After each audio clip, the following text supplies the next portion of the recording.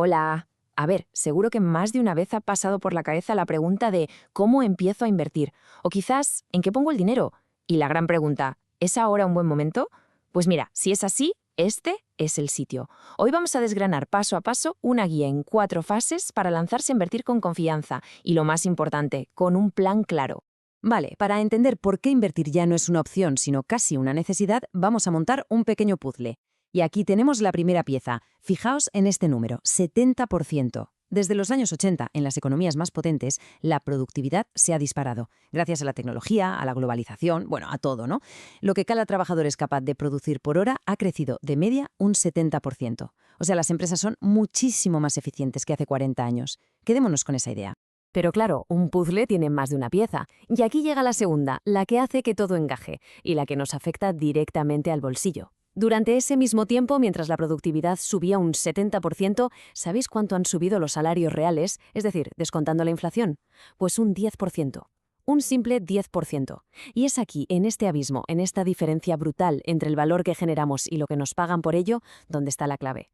El viejo mantra de trabaja duro y ahorra ya no funciona como antes. Simplemente no es suficiente. Es que el mundo ha cambiado. Y mucho. ¿A dónde se ha ido toda esa riqueza extra de la productividad? Pues en su gran mayoría a los bolsillos de los dueños del capital, o sea, a los accionistas, a los que invierten en esas empresas. Y mientras, tenemos otro enemigo silencioso, la inflación. Ese dicho que se come el valor de nuestro dinero en el banco.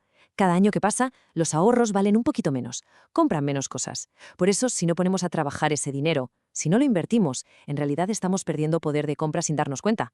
Por eso insisto, invertir ya no es cosa de ricos, es una necesidad para cualquiera que quiera construir algo y proteger lo que tiene. Vale, pues para poner orden en todo esto vamos a seguir una hoja de ruta muy clara en 4 grandes bloques. Primero, la preparación, que es fundamental. Segundo, conoceremos los activos, nuestras herramientas. Tercero, crearemos un plan, una estrategia medida. Y por último, hablaremos de lo más importante, la mentalidad, el secreto del juego a largo plazo. Venga, vamos a ello. Empezamos por la base. Sección 1. La preparación es la clave. ¿Por qué? Y esto es súper importante. El éxito en la inversión no empieza cuando se compra la primera acción, no, empieza mucho antes. Se trata de construir unos cimientos sólidos que nos protejan y nos permitan invertir con la cabeza fría, sin que un imprevisto nos obligue a tomar una mala decisión. Y antes de meter un solo euro en el mercado, hay 2 deberes que hacer sí o sí. Primero, acabar con las deudas malas, las de intereses altos. Estamos hablando de las tarjetas de crédito, de esos préstamos rápidos, cualquier cosa que tenga un interés por encima del 5, 6, 7%. Piénsalo de esta manera. Pagar una deuda que te cobra un 20% de interés es lo mismo que conseguir una rentabilidad garantizada del 20%, libre de riesgo y de impuestos. No hay inversión en el mundo que prometa eso. Es, de lejos, la mejor jugada financiera que se puede hacer al principio. Y segundo, el fondo de emergencia. Un colchón de seguridad con como mínimo 3 meses de nuestros gastos fijos. Y este dinero no se invierte, ¿eh? Tiene que estar a mano, en una cuenta de ahorro líquido. Su trabajo no es dar dinero, es dar paz mental. Es el seguro de vida que evita tener que venderlo todo en el peor momento porque se ha roto el coche o ha surgido un gasto inesperado. Perfecto. Una vez tenemos la casa en orden, con las deudas controladas y el colchón de seguridad listo, ahora sí, es el momento de conocer nuestras herramientas. Vamos a la sección 2, elegir los activos. Nos vamos a centrar en los 3 pilares, los 3 bloques fundamentales con los que se construye casi cualquier cartera sólida. Cada uno tiene su papel como en un equipo. El primer pilar, el motor de la cartera, las acciones o la renta variable. ¿Qué significa esto? Pues básicamente ser dueño de un trocito minúsculo de las mejores empresas del mundo. Son el activo que históricamente más ha hecho crecer el dinero, con una media de casi el 10% al año. Antes esto era un lío, había que elegir empresas, un jaleo. Hoy es increíblemente fácil gracias a los fondos indexados. Imagina un fondo indexado como una cesta de la compra gigante.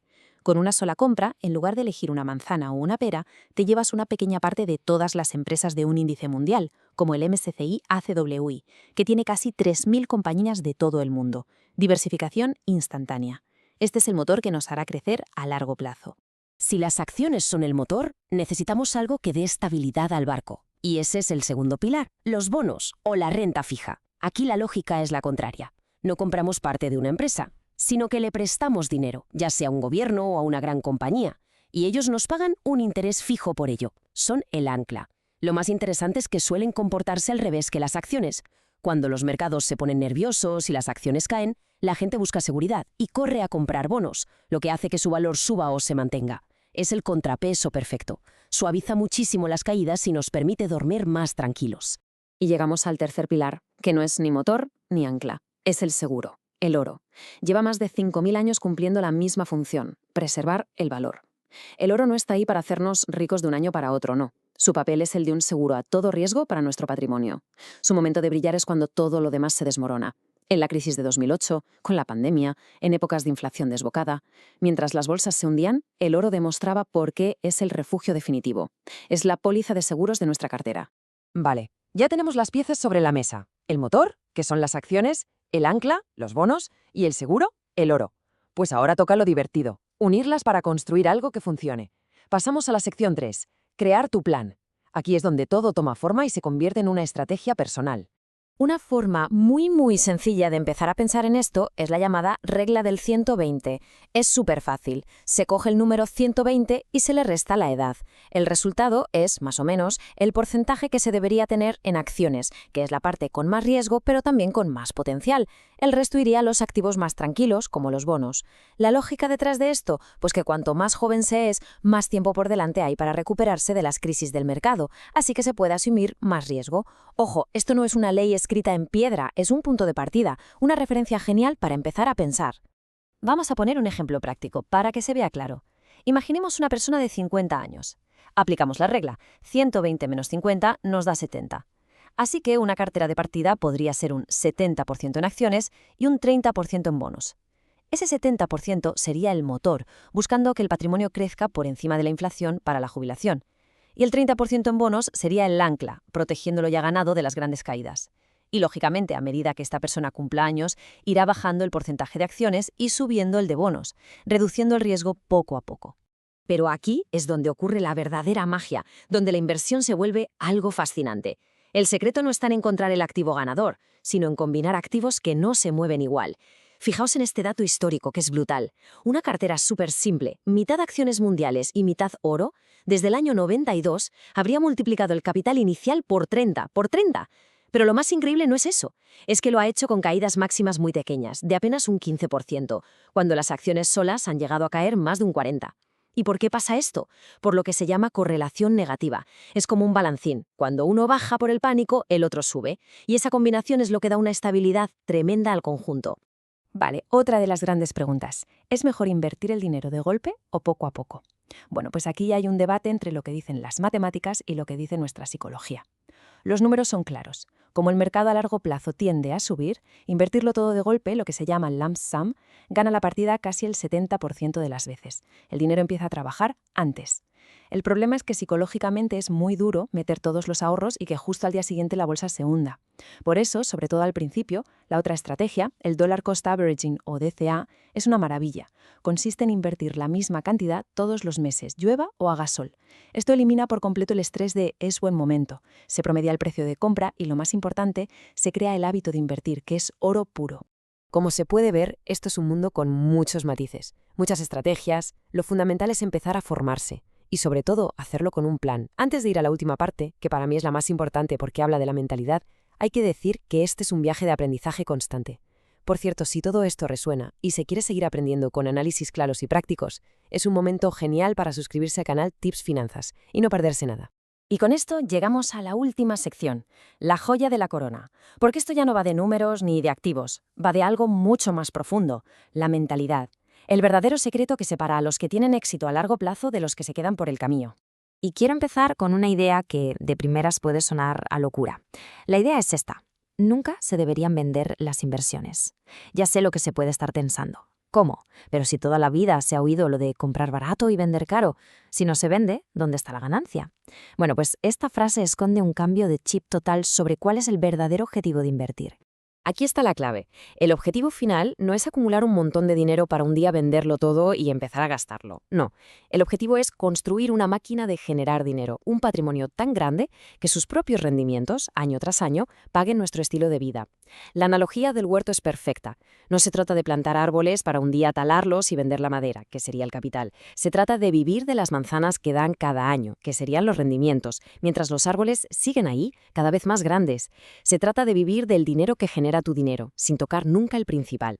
La pregunta del millón entonces es, ¿cómo de grande tiene que ser ese huerto? ¿cuánto dinero es suficiente? Por suerte no tenemos que adivinarlo. Hay décadas de estudios sobre mercados financieros que han destilado la respuesta en un solo número. Un número que es probablemente el más importante de todos si se busca la independencia financiera.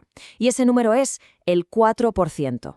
Esta es la famosa regla del 4% y funciona de una forma casi mágica.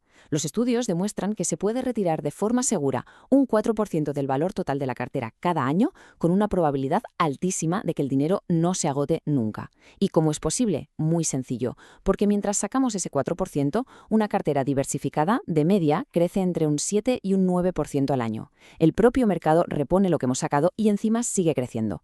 Por ejemplo, con una cartera de 500.000 euros, se podrían retirar 20.000 euros al año para vivir. Si ese año la cartera crece un 7%, que son 35.000 euros, al final del año, después de haber vivido con esos 20.000, la cartera valdría 515.000. Es increíble. El patrimonio sigue creciendo. Y por si fuera poco, esta forma de pensar es también súper inteligente con los impuestos. A ver, mientras las inversiones están ahí creciendo, esas ganancias son, digamos, virtuales. No son reales hasta que se vende. No se pagan impuestos por ellas. Solo se paga Hacienda cuando se vende y se materializa ese beneficio. Al usar la regla del 4% solo se vende una pequeña parte cada año, así que se paga una cantidad de impuestos muy pequeña.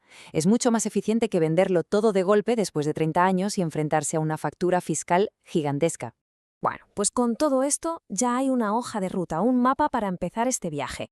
Porque la inversión es eso, un viaje, una maratón, no un sprint de 100 metros. Así que la pregunta final no tiene que ver con la bolsa ni con los mercados, sino con algo mucho más personal. La pregunta es, ¿qué historia queremos que cuente nuestro dinero dentro de 20 o 30 años? ¿La historia de alguien que dejó que la inflación se lo comiera? ¿O la de alguien que puso su capital a trabajar para construir su futuro? La respuesta, como siempre, empieza con los pasos que damos hoy.